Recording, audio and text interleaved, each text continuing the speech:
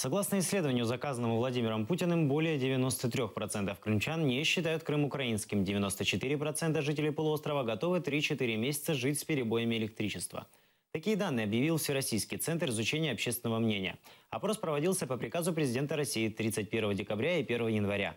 Как говорит директор ВЦИОМ Валерий Федоров, опросили 3000 крымчан меньше, чем за сутки. Говорит, оперативность – это результат работы профессионалов.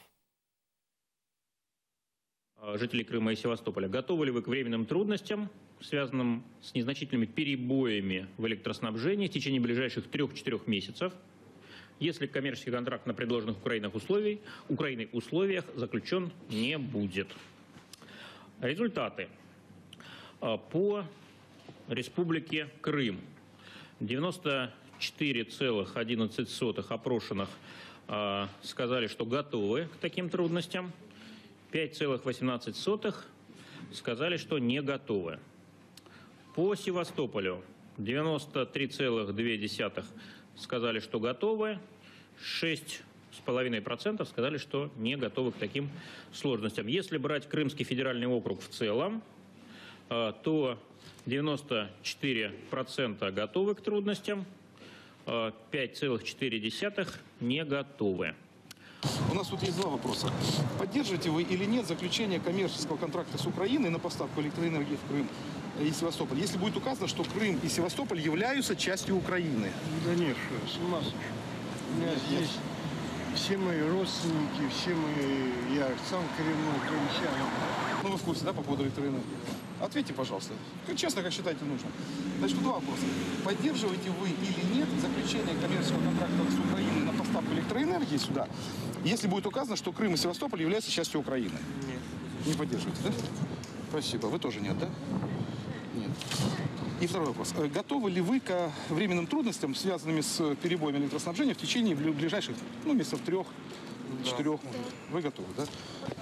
Поддерживаете вы или нет заключение коммерческого контракта с Украиной на поставку электроэнергии в Крым и Севастополь, если вам будет указано, что Крым и Севастополь являются частью Украины? Нет, конечно. Поддерживаете вы или нет заключение коммерческого контракта с Украиной на поставку электроэнергии? Нет, конечно. Поддерживаете вы или нет заключение коммерческого контракта с Украиной на поставку электроэнергии в Крым и Севастополь? Не поддерживаю. Второй вопрос. Готовы ли вы ко временным трудностям, связанным с незначительными перебоями энергоснабжения в течение ближайших 3-4 месяцев? Готовы. Новый год без света. Несмотря на обещания главы российской администрации Крыма Сергея Аксенова о полном обеспечении полуострова электроэнергией, в предновогоднюю ночь половина полуострова остались при свечах и со звуками генераторов. Аксенов надеялся, что 2 нитки энергомоста с Кубани обеспечат стабильную ситуацию с электроэнергией. Однако 30 декабря на линии Каховка-Титан, по которой в Крым Украина поставляла электроэнергию, произошла авария. Подача электричества прекратилась. Высоковольтная линия электропередач Каховка-Титан полностью восстановлена. Об этом сообщил пресс-секретарь Укрэнерго Зиновий Бутё. Но электричество в Крым не поставляется. Готовы дать сразу после команды, но таковой пока не поступало. Для подачи электричества на полуостров Россия должна подписать новый контракт на поставку электроэнергии в Крым, который должен называться аннексированной территорией Украины. Сегодня в Судаке горела многоэтажка. Жители эвакуированы. Причины пожара пока неизвестны. Жители дома отправили в пансионаты. В Крым с 30 декабря не подается электроэнергия с материковой Украины в результате аварии на ЛЭП в Херсонской области. В настоящее время электроопора отремонтирована, но из-за прекращения действия энергоконтракта поставок электричества нет. Из-за проблем со светом в некоторых регионах отключают котельные.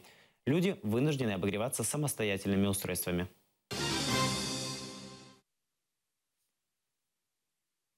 Крымчане оспаривают обязанность менять номера авто на российские. Сейчас многие в Крыму имеют украинские номера и не хотят их менять.